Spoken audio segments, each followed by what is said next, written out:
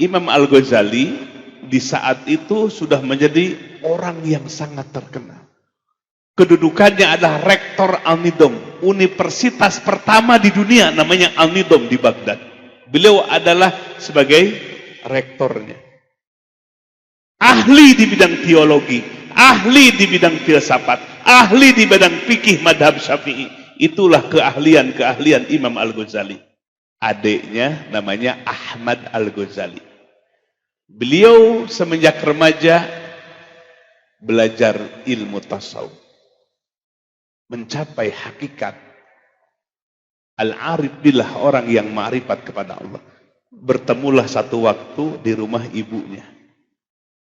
Jadi Imam Syafi'i, Imam Al-Ghazali dan Imam Muhammad Al-Ghazali dengan Ahmad Al-Ghazali salat. Imam Ghazali jadi imam, adiknya Ahmad Al-Ghazali jadi makmum. Ditulis oleh Syekh Nawawi dalam kitab Bidayatul Hidayah, Marokil Ubudiyah. Setelah selesai salam, adiknya sholat mu'adah, mengulang sholat. Merasa tidak sah bersama kakaknya. Imam Ghazali ngelihat adiknya sholat mu'adah, mengulang sholat. Marah. Rasa dihinakan. Ngadulah kepada ibunya. Dipanggillah Ahmad Al-Ghazali. Ahmad Al-Ghazali, sholat apa yang kau lakukan tadi? Aku sholat mu'adah, mengulang sholat. Karena aku tidak merasa sah diimami oleh kakak. Imam Ghazali merah pada mukanya. Ditanya, kenapa kamu sholat mu'adah? Karena semenjak takbiratul ihram sampai salam, aku melihat tetesan darah bersimbah di gamis kakakku. Kata Imam Al-Ghazali, ini gamis yang aku pakai tadi. Tetes pun tidak ada darah di gamis ini. Senyumlah Imam Ahmad Al-Ghazali. Yang dimaksud darah adalah darah hakikat.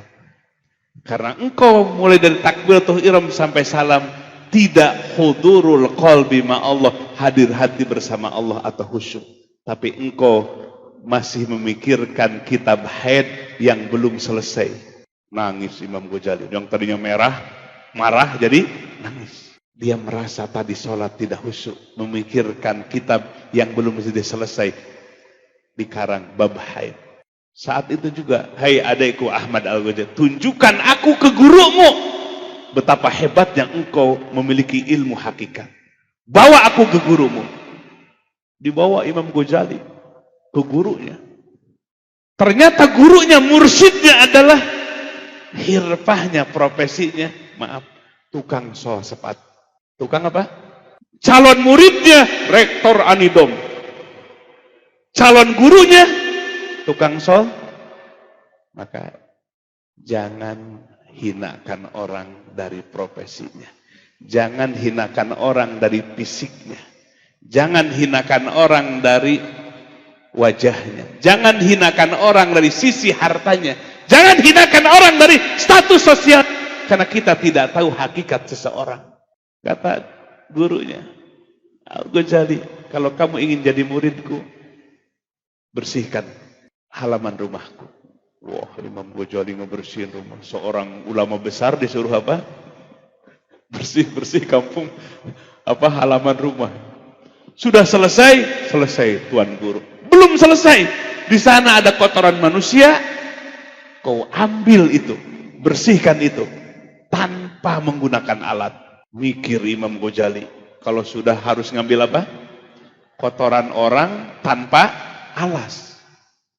Tapi dalam mikirnya kemudian Allah berikan ilham. Dulu gagal iblis suruh sujud ke Adam, yang dilihat Adamnya, bukan dilihat siapa yang memerintahkannya. Sadar. Akhirnya siap dia untuk apa? Mengambil kotoran itu. Sebelum sampai tangannya ke kotoran, stop Al-Ghazali, selesai engkau. Sekarang kau pulang. Jadi guru pertamanya, mursyid pertamanya, itu yang ia ajarkan. Membersihkan hati. Tambah ilmu, bisa jadi tambah sombong. Tambah ilmu, bisa jadi tambah jauh dengan Allah. Itulah Imam Al-Ghazali menukil hadis Nabi dalam kitab Bidayatul Hidayahnya. Manizdada ilman walam yazdan hudan lam yazdad minallah illa bu'da. Barang siapa orang yang bertambah ilmunya tapi tidak tambah hidayah dan petunjuknya. Tambah ilmunya, tambah jauh dari Allah. Tambah ilmunya, tambah jauh dari Allah. Karena sombong dengan ilmunya. Akhirnya Bapak Ibu sekalian, Imam Al-Ghazali memutuskan diri untuk terjun dalam ilmu tasawuf, nggak mau asal-asalan. Apa yang beliau lakukan dalam kitab Al-Munqidh Minadh Dhalal, penyelamatan dari kesesatan, 12 tahun Imam Al-Ghazali beriyadah dan bermujahadah di bawah bimbingan seorang mursyid. Salah satu riyadah mujahadahnya, beliau pergi ke Damaskus, Suriah. Ada masjid di sana, beliau menyamar jadi tukang marbot masjid. Orang di situ, DKM di situ nggak tahu kalau itu Imam Al-Ghazali. Di siang hari, pagi, sore hari dia bersihkan masjid, WC masjid. Orang jamaah di situ membicarakan kehebatan Imam Al-Ghazali. Imam Ghazali sedang ngepel. Belajar tasawuf itu bukan hanya membaca kitab tasawuf, tapi praktek tasawuf disebut riyadhah dan mujahadah. Riyadhah mujahadah, praktek tasawuf. Imam Ghazali mempraktekkan riyadhah dan mujahadahnya dalam rangka tazkiyatun nafs, membersihkan penyakit hati, salah satunya ujub dan sombong dengan ilmu.